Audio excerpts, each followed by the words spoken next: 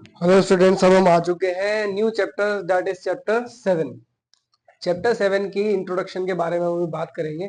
Chapter 7 है हमारा coordinate geometry. आप लोगों ने कार्टेशियन प्लेन के बारे में पढ़ा होगा। What is Cartesian plane? Cartesian plane होता है ये दो प्लेन्स, ठीक है, जिसमें से इसको हम एक्स एक्सिस कहते हैं और इसको हम वाई एक्सिस कहते हैं, ठीक है।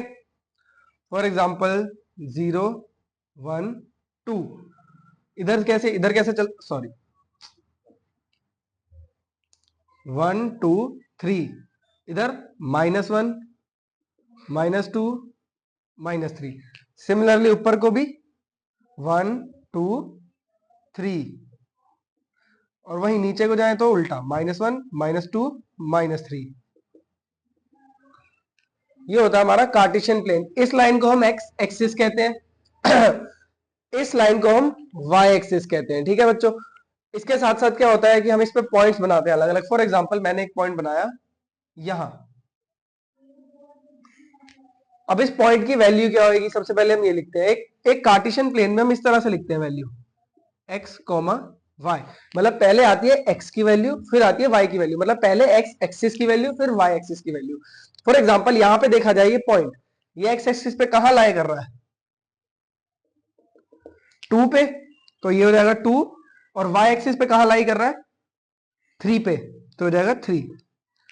अब इस चीज की आप जितनी ज्यादा प्रैक्टिस, वैसे तो 9th 8th में सीखते हुए आए होगे, तो ये तो बहुत बेसिक ही चीज हो गई जो मैं बता रहा हूं और अगर कोई आपको पॉइंट दिया है, फॉर एग्जांपल -3 -2, अब आपको ये बनाना है, तो ये आप कैसे बनाओगे? x की वैल्यू पे -3, x का -3 कहां है? यहां, ठीक है।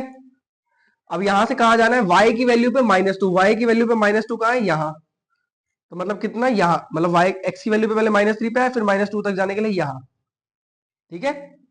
हो गया, यहां भी -2 और यहां -3। तो इस तरह करके आप पॉइंट्स बना सकते हो। इसके साथ साथ एक बड़ी इंपॉर्टेंट चीज, इन्हें हम कहते हैं कोऑर्डिनेट्स।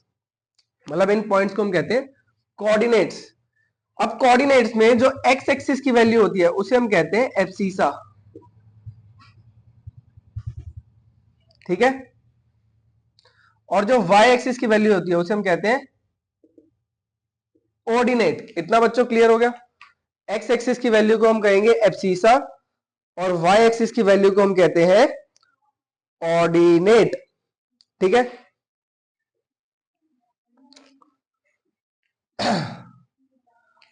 और क्या? हाँ, एक्स एक्सिस वाली लाइन को हम जो कोई भी पॉइंट, फॉर एग्जांपल कोई भी पॉइंट ऐसा है जिसमें y की वैल्यू 0 है, तो हम ऐसा कह सकते हैं कि वो एक्स एक्सिस पे। क्यों? क्योंकि फॉर एग्जांपल कोई पॉइंट है जिसकी वैल्यू है 3, 0, तो ये पॉइंट कहां बनेगा? कहां बनेगा?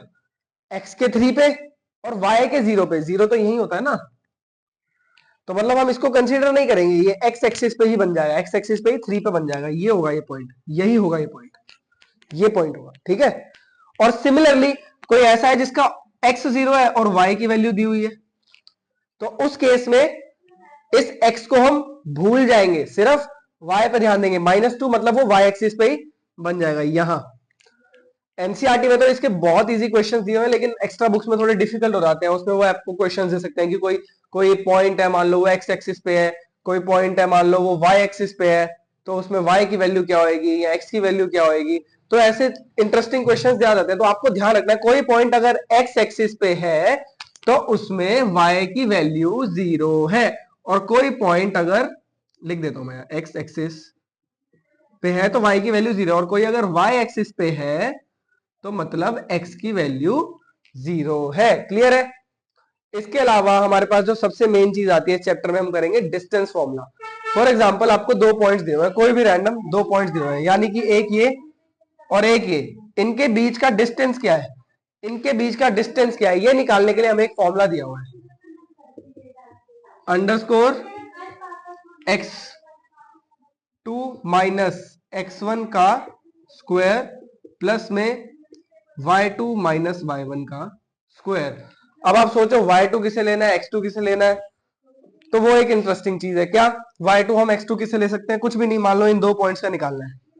किसी एक को भी x1 और y1 मान लो, किसी दूसरे को x2 y2 मान लो, कोई फर्क नहीं पड़ेगा। आप इसे x2 y2 मान लोगे और इसे x1 y1। बस पॉइंट ये है कि जिसे आपने x1 माना है उसके साथ वाले को y1 मानना है। ऐसा नहीं कि x1 इसे मान लिया y2 इसे मान लिया, नहीं, आप किसी भी एक को x1 मान लो, किसी एक को y1 मान लो, सिमिलरली x2 y2। बस ये डिस्टेंस फॉर्मूला हमारा यूज होएगा दो कोऑर्डिनेट का और हमारा सॉल्यूशन निकल जाएगा। सॉल्यूशन किस फॉर्म में निकलेगा आपका, डिस्टेंस मतलब यूनिट्स में निकलेगा, मीटर जो मर्जी जो भी यूनिट आपको क्वेश्चन में दी होगी। अब ये डिस्टेंस फॉर्मूला यूज करके हम अगली 7.1 के क्वेश्चन को सॉल्व करेंगे। तो 7.1 की इंट्रोडक्शन थी ये। अब बढ़ते हैं हम 7.1 के पहले क्वेश्चन पे, जिसकी वीडियो दिखेगी आपको इस साइड।